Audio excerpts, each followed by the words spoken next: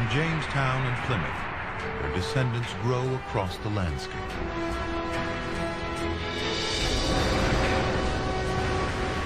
As more and more people cross the Atlantic, thousands, tens of thousands, people with different backgrounds, with different reasons for being here.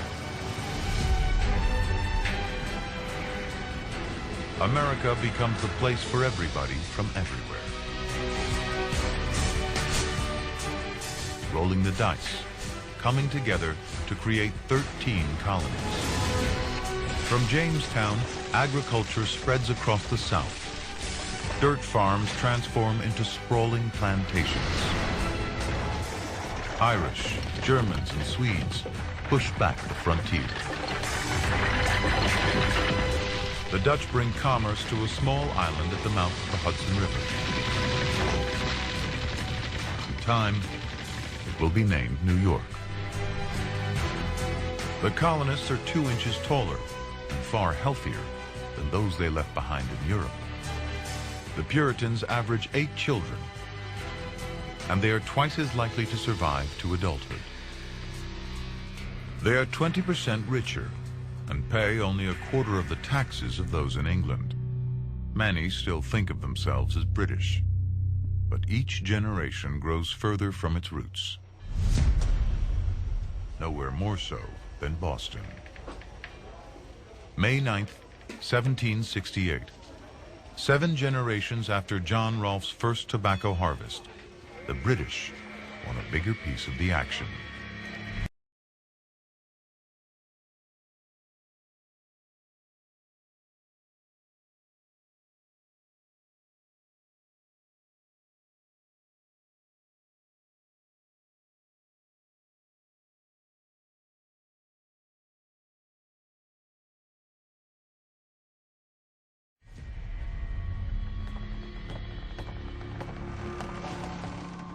A British customs official springs a surprise raid on the Liberty, a ship belonging to John Hancock, one of the richest men in Boston. But Hancock's crew has other ideas.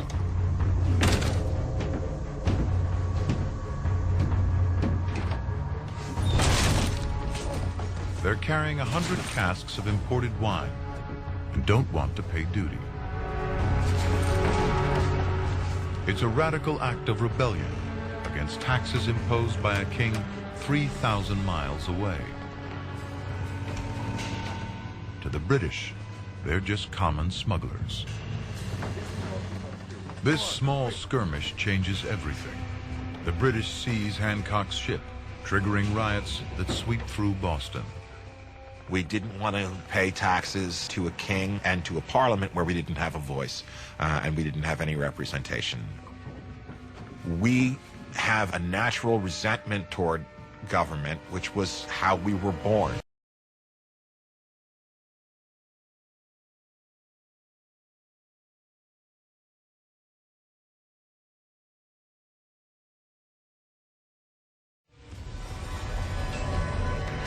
The king sends 4,000 redcoats to Boston to enforce his laws. Boston was a city of commerce, culture, civilization, and revolution unfolding right before the eyes of the colonists and the eyes of the British.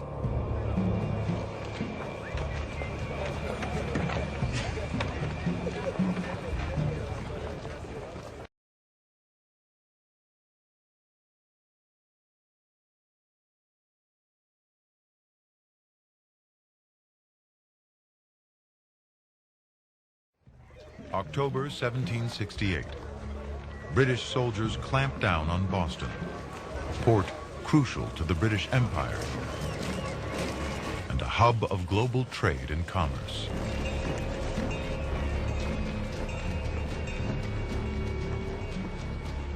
Its dockyards are some of the busiest in the world, producing 200 ships a year from America's vast timber reserves. A third of all British shipping is built in the colonies. Timber fuels the global economy, much like oil does today.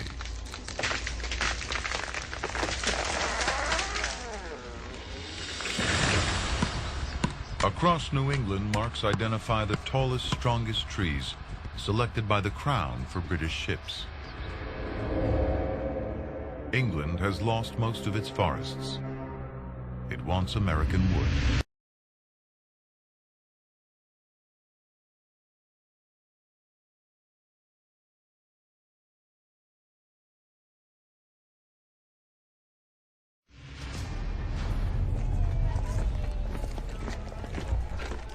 In Boston, there's one redcoat for every 4 citizens. It's a city under occupation. Paul Revere is a silversmith and one of Boston's prominent businessmen. An unlikely subversive. They formed and marched with insolent parade. Drums beating, fifes playing, and colors flying. Each soldier having received 16 rounds of powder and ball.